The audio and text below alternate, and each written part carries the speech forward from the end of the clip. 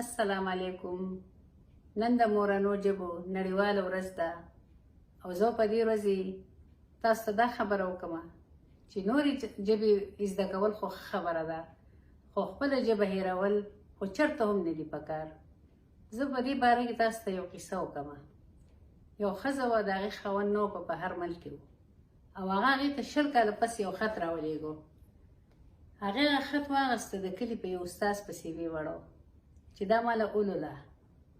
هغه ورته هغه خط ولوستو او بیا ورته دی وی چې اوس د دې په جواب کې ماله یو خط ولیکه. نو هغه استاذ ډېر شی پاڼې راواخیستې او پین یې راواخیسته او دا ځان یې تیار کړو چې زه خو د دې خو د 20 کالو ګیلې دي، دا خو به ډېر اوږد خط وي. نو هغې ورته یوه ټپه وویله.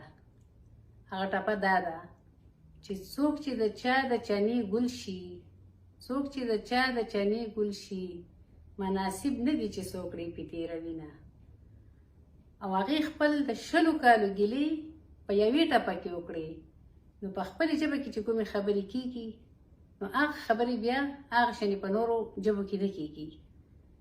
نو زما تاسو ته دا پیغام دی چې د خپلې ژبې قدر کوئ، پښتو وایئ، لولئ، لیکئ. د خدای په امان.